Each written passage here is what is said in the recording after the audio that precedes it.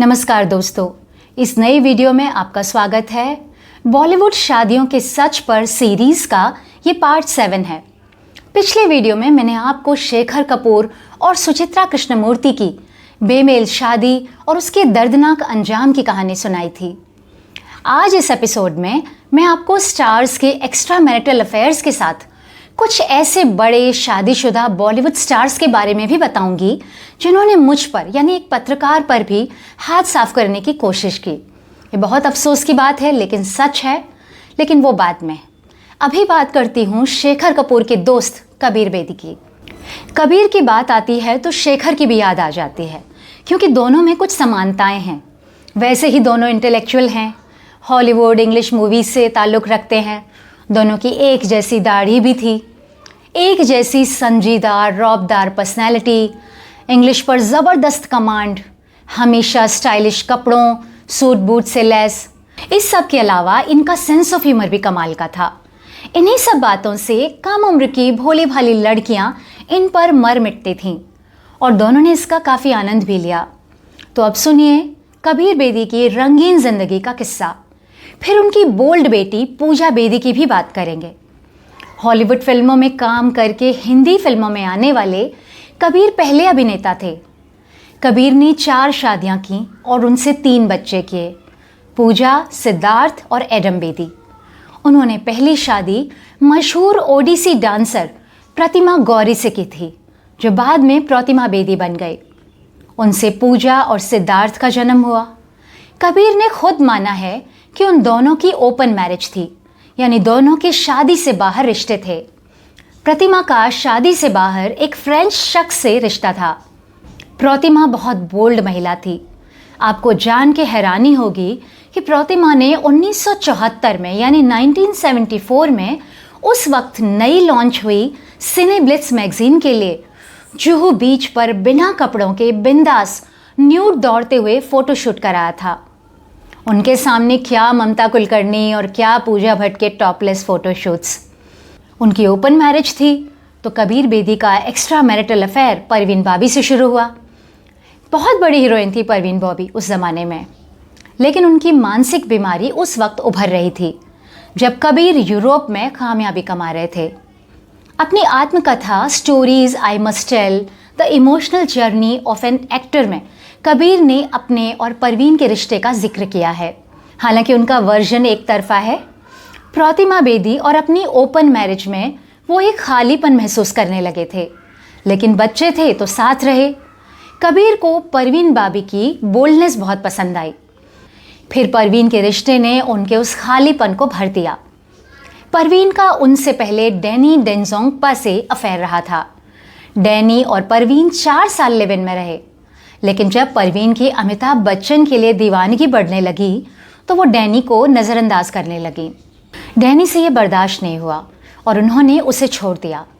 अलग होके भी वो जुहू के एक ही बिल्डिंग में अलग अलग फ्लोर्स पर रहते थे, यानी ऊपर नीचे के फ्लोर्स पर। तब डैनी, परवीन बाबी और कबीर बेदी, महेश भट्ट, इन सब का एक कॉमन सर्कल था जिसे जुहू गैंग कहते थे। जल्दी ही डैनी ने किम यशपाल को डेट करना शुरू कर दिया, लेकिन परवीन बिना बुलाए या बिना बताए कभी भी डैनी के घर पर आ जाती थी। कई बार ऐसा भी हुआ कि डैनी ने किम को पिकअप किया और घर आए और परवीन बेडरूम में वीसीआर पर फिल्म देख रही होती थी। उनके एक्स को देखकर नई गर्लफ्रेंड किम को बहुत गुस्सा आता था। जाहिर है किसी भी गर्लफ्रेंड या वाइफ को पसंद नहीं आता कि उसके पार्टनर की एक्स उसके घर में आए, कभी भी बिना बुलाया जाए। डैनी ने किम और राजेश खन्ना को लेकर 1980 में एक हॉरर फिल्म भी डायरेक्ट की थी जिसका नाम था फिर वही रात। परवीन को डैनी की बेरुखी बर्दाश्त नहीं हो रही थी। कबीर बेदी ने लिखा कि उस वक्त परवीन टूट गई थी और उनसे लिपट के बहुत रोई थी। फिर कबीर से उनका अफेयर शुरू हो गया। उनका एक्स्ट्रा मैरिटल अफेयर 4 साल तक चला, लेकिन सीजोफ्रेनिया बीमारी के चलते वो पैरानॉइड हो गई, यानी उन्हें वहम की बीमारी हो गई, जिसका असर उन दोनों के रिश्ते पर पड़ा। पैरानोया सीजोफ्रेनिया का एक हिस्सा है। ऐसे मरीज को लगातार दवाइयों और देखरेख में रहना पड़ता है। परवीन की यह बीमारी जेनेटिक यानी खानदानी थी। उसकी माँ ने महेश भट्ट को बताया था कि उसके पिता को भी यही बीमारी थी। आखिरकार कबीर और परवीन का ब्रेकअप हो गया। परवीन भाभी की सुपरस्टार अमिताभ बच्चन से भी अफेयर की अफवाहें छपी और लोग इल्ज़ाम लगाते हैं कि अमिताभ ने उनकी ज़िंदगी बर्बाद कर दी, लेकिन ये बात बिल्कुल गलत है। परवीन अपनी मानसिक बीमारी के चलते वहम की इतनी शिकार हो गई थी कि वो कई बार बड़े बड़े सीन क्रिएट कर देती थी। उन्हें वहम हो गया था कि अमिताभ बच्चन उनकी जान लेना चाहते हैं। उन्होंने उनके खिलाफ एफआईआर भी लिखाई, आधी रात को कॉल करती थी। उन्हें लगता था अमिताभ बच्चन अमेरिका की जासूसी संस्था CIA के एजेंट हैं। परवीन और अमिताभ की जोड़ी सुपरहिट थी।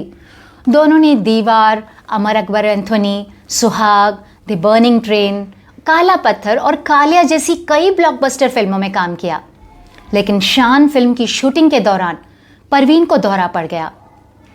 फिल्म के सेट पर एक शॉट में परवीन को बड़े से कट ग्लास के झूमर के नीचे खड़ा होना था, लेकिन परवीन ने हंगामा कर दिया सेट पर कि वो शॉट नहीं देंगे, वो उस पॉइंट पर नहीं खड़े होंगे, क्योंकि अमिताभ बच्चन उन पर झूमर गिरा के उनकी जान लेना चाहते हैं। वो शूटिंग छोड़ के चली गई और फिर उनके नए बॉयफ्रेंड महेश भट्ट उन्हें मुंबई से ही भगा कर ले गए। शान की बाकी शूटिंग जीनत अमान को लेके पूरी की गई। जीनत और परवीन में बहुत सिमिलैरिटीज़ थीं, दोनों ही बहुत बोल्ड थीं, उनकी लुक्स में भी कुछ समानताएं थीं और दोनों पुरानी हीरोइन से काफ़ी अलग थीं। दोनों स्मोक करती थी खुलेआम, बहुत ही वेस्टर्नाइज पर्सनैलिटी थी उनकी, तो लोग कई बार उनमें कंफ्यूज भी हो जाते थे। तो जीनत ने परवीन के लिए वो फिल्म पूरी की। दोस्तों, एक बार अमिताभ ने इंटरव्यू में कह दिया था कि डैनी उनके अच्छे दोस्त हैं। उसके बाद परवीन ने डैनी पर भी शक करना शुरू कर दिया, यहाँ तक कि उनके लिए घर का दरवाज़ा भी नहीं खोलती थी, की होल से देखती थी और अंदर से ही बात करती थी। असल में बॉलीवुड के किरदार एक दूसरे से इतने जुड़े हुए हैं कि इनकी लव स्टोरीज भी उलझी हुई हैं, इसलिए एक की बात करो तो दूसरे की निकल आती है। फिर मैं सोचती हूँ कि ये भी बता दूँ, वो भी बता दूँ, और इस चक्कर में वीडियो लंबा हो जाता है।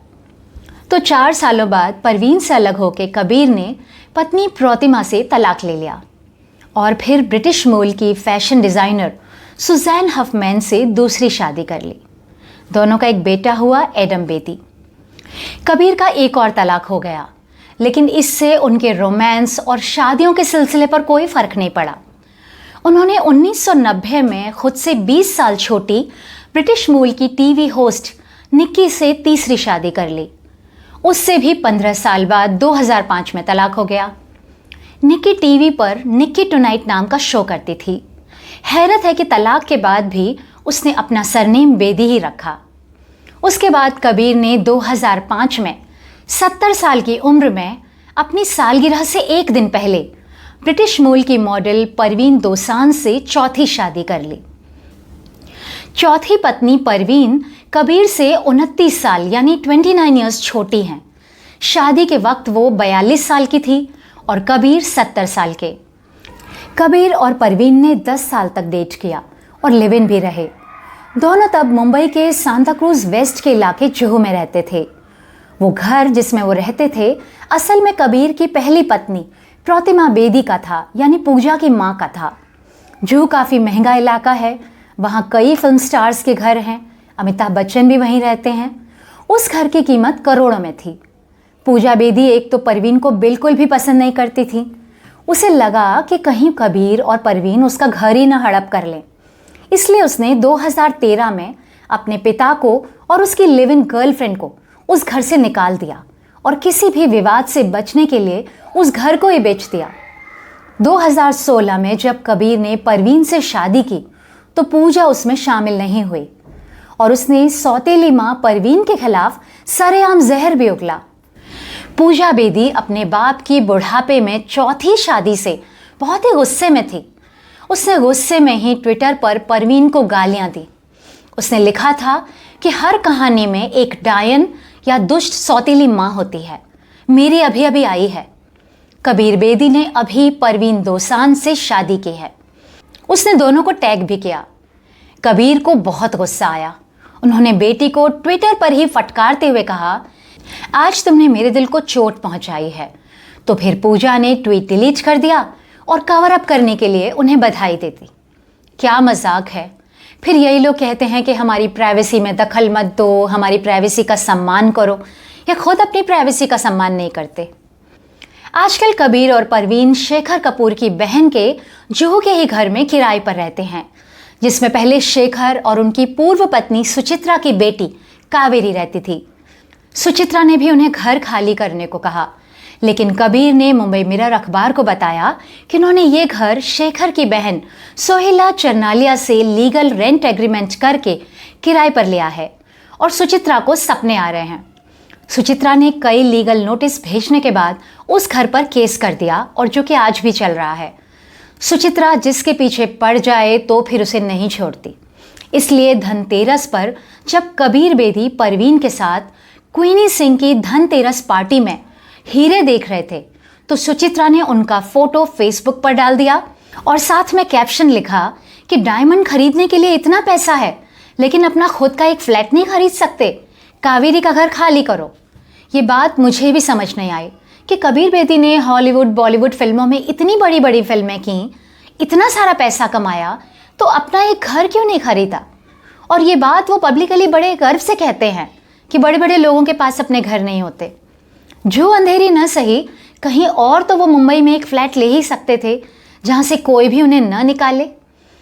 इसकी एक वजह उन्होंने अपनी आत्मकथा स्टोरीज आई मस्ट टेल में एक चैप्टर में बताई है कि 90 के दशक में उनका गलत इन्वेस्टमेंट के कारण बहुत बड़ा लॉस हो गया था।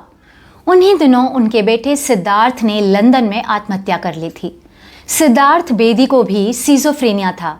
ये वही बीमारी थी जो उनकी गर्लफ्रेंड परवीन बाबी को थी, जिसका ख्याल रखने की बजाय, जिसे संभालने के बजाय उन्होंने उसे छोड़ दिया था। इन मतलबी लोगों के रिश्ते सिर्फ अच्छा वक्त गुजारने के लिए होते हैं, और मैं खासकर बॉलीवुड के लोगों की बात कर रही हूँ। फेयर वेदर फ्रेंड्स होते हैं ना, वैसे इनके फेयर वेदर अफेयर्स भी होते हैं। दोस्तों, बॉलीवुड में एक्स्ट्रा मैरिटल अफेयर्स की भरमार है, जिसे कानूनी भाषा में एडल्ट्री कहते हैं।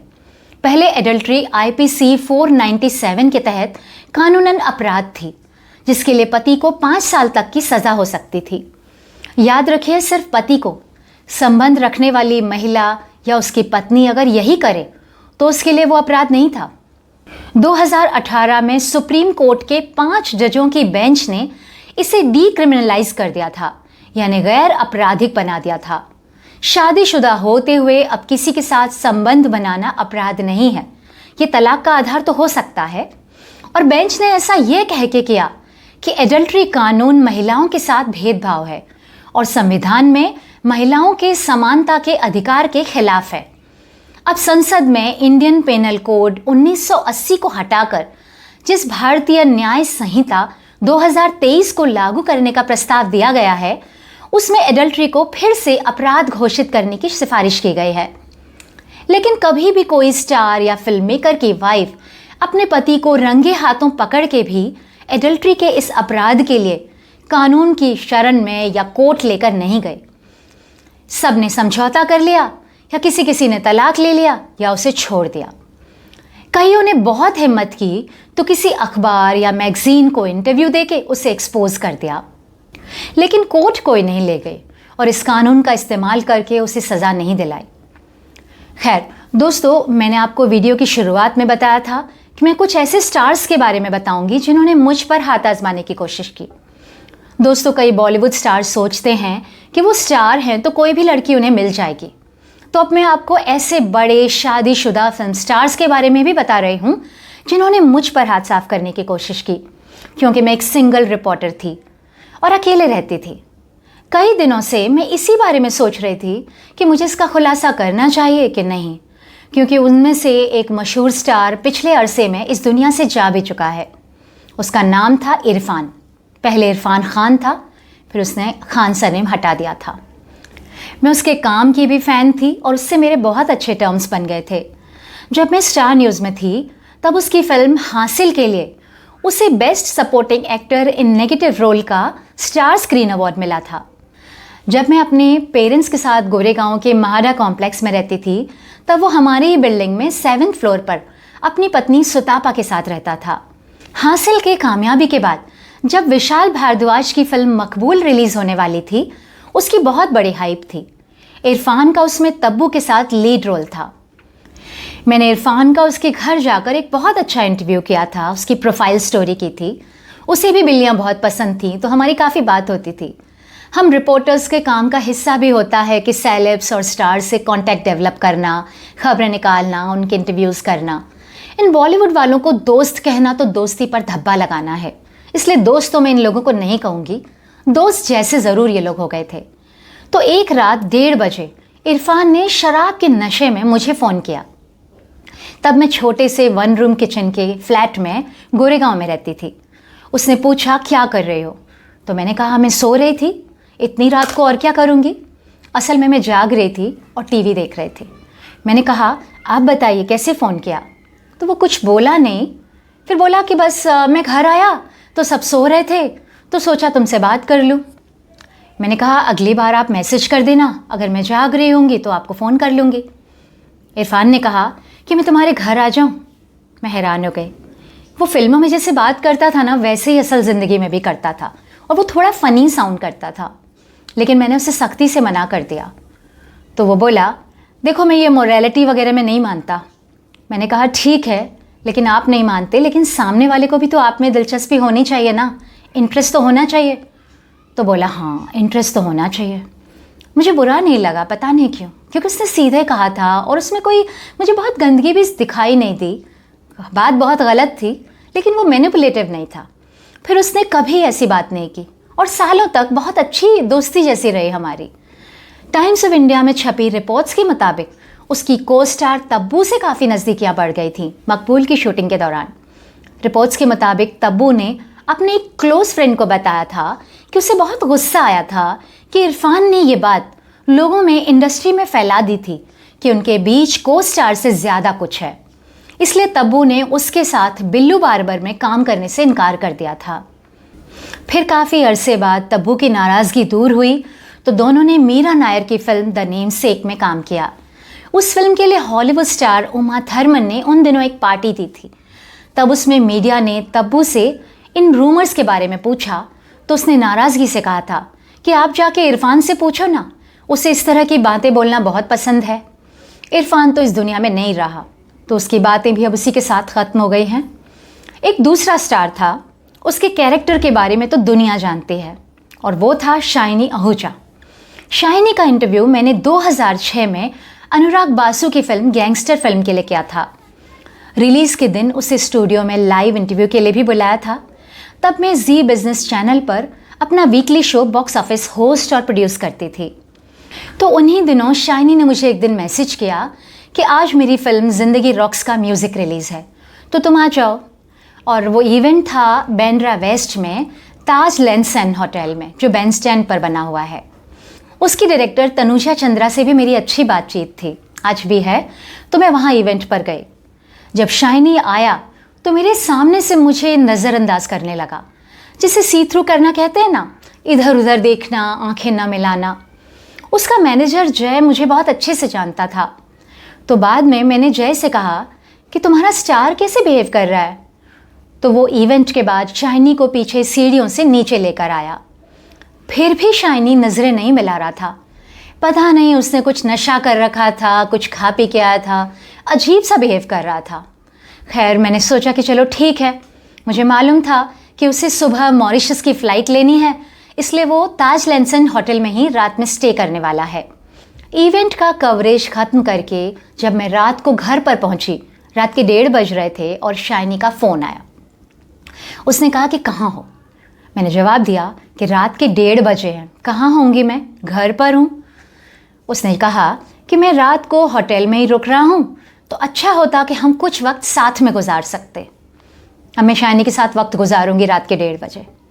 मैंने उसे डांट लगाई और कहा कि सामने से आप इग्नोर करते हो और आधी रात को आपको टाइम पास करना है। दोस्तों ऐसे होते हैं कुछ स्टार्स। फिर 2009 में शाइनी आहूजा को घर की नौकरानी से बलात्कार के आरोप में गिरफ्तार किया गया, तो सबको उसके चरित्र के बारे में पता चल गया। इसी के साथ एक उभरते हुए बॉलीवुड स्टार का करियर हमेशा के लिए ख़त्म हो गया। सक्सेस, कामयाबी उसके सर पर चढ़ गई थी, इसीलिए पूरे बॉलीवुड में किसी को भी उससे सहानुभूति नहीं हुई। रेप केस के दौरान उसकी पत्नी अनुपमा ने उसका पूरा साथ दिया। ये बॉलीवुड स्टार्स की पत्नियां सब कुछ जान के भी पति का साथ देती हैं। इसे महानता कहेंगे या बेशर्मी, आप खुद ही तय कर लीजिए। बॉलीवुड और टीवी इंडस्ट्री में कुछ और भी एक्टर्स हैं जिनके नौकरानियों से अफेयर रहे हैं और उनकी पतिव्रता पत्नियों ने उनके पति की हरकतों पर पर्दा डाला है। एक और स्टार था जो मराठी फिल्मों से हिंदी में आया था। उसने पेज 3 में तब्बू के साथ काम किया था। वो भी मेरा अच्छा दोस्त बन गया था। ये मुझे लगता था कि वो दोस्त है, हालांकि इन लोगों को दोस्त कहना दोस्ती पर धब्बा लगाना है। उसका भी ऐसा ही बर्ताव था। फिर मैंने उससे बात करना बंद कर दिया। उस स्टार की पत्नी को भी मैं बहुत अच्छे से जानती हूँ। वो बहुत अच्छी एक्ट्रेस है। कई वेब सीरीज़ और वेब मूवीज़ में, टीवी सीरियल्स में वो एक्टिंग कर रही है और काफ़ी अच्छी इंसान भी है। लेकिन उसने इस हालात से समझौता कर लिया है।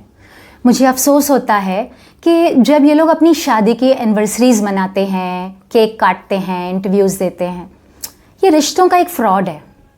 खैर, इस एपिसोड में इतना ही। इस सीरीज़ के अगले एपिसोड में मैं आपसे फिर मिलूंगी और कुछ नई कहानियाँ शेयर करूंगी। नमस्कार।